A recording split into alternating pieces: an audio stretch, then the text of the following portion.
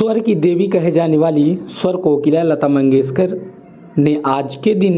यानी 6 फरवरी 2022 को इस दुनिया को अलविदा कह दिया था।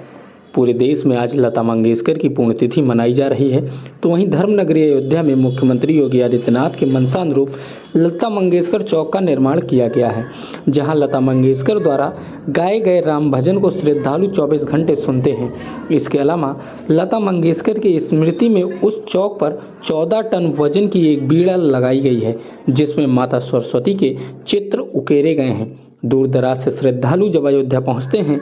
तो वह लता मंगेशकर की याद में बनाई गई चौक की तस्वीर अपने स्मृतियों में सजोए जाते हैं। दरअसल उत्तर प्रदेश सरकार ने स्वर की देवी कहे जाने वाली लता मंगेशकर को एक सच्ची श्रद्धांजलि लता मंगेशकर चौक के जरिए दी है।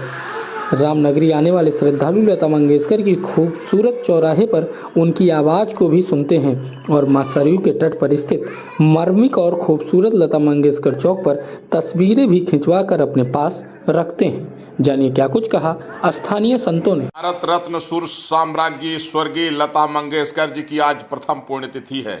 अयोध्या से मैं तपस्वी छावनी पीठाधीश्वर जगत गुरु परमहंस आचार्य ईश्वर से प्रार्थना करता हूँ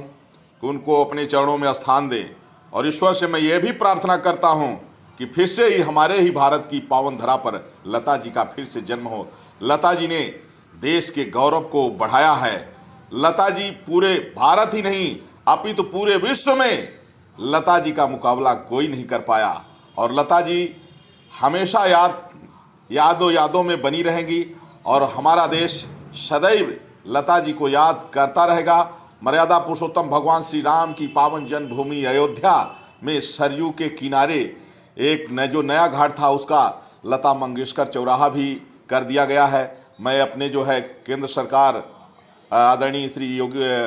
प्रधानमंत्री श्री नरेंद्र मोदी जी को और उत्तर प्रदेश के यशस्वी मुख्यमंत्री योगी श्री आदित्यनाथ जी को मैं धन्यवाद दूंगा कि वहां लता जी की वीणा वहां जाते हैं तो उनकी स्मृतियां ताज़ा हो जाती हैं। इसलिए लता जी हमारे देश की गौरव थी, और उनकी स्मृतियां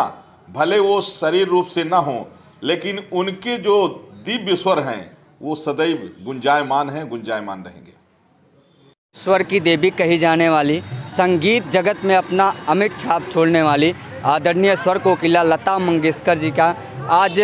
प्रथम पुण्यतिथि है। सर्वप्रथम तो इस अवसर पर मैं पुण्यात्मा को सशत नमन करता हूं, और उन्होंने जो संगीत जगत में अपने संगीत के माध्यम से भारत की संस्कृति को संगीत जगत के दुनिया के मानचित्र पर लाकर स्थापित किया है, यह हम सभी भारतवासियों के लिए बहुत गौरवान्वित करने का क्षण है। तो वहीं उत्तर प्रदेश के मुख्यमंत्री गोरक्षनाथ पीठाधीश्वर आदरणीय योगी आदित्यनाथ जी महाराज जी द्वारा अयोध्या में बनाई गई यह भव्य लता मंगेशकर चौक भी हम सभी को एक बार गौरवान्वित करने का अवसर प्राप्त करवाता है कि जब कोई ऐसी ओछी गीतों से उठकर, जिस प्रकार से आज हम देखते हैं कि भारतीय संस्कृति को कहीं ना कहीं धूमिल करने का प्रयास किया जाता है अपने संगीत के माध्यम से, तो कभी वक्तव्यों के माध्यम से, उन सभी से उठकर जब एक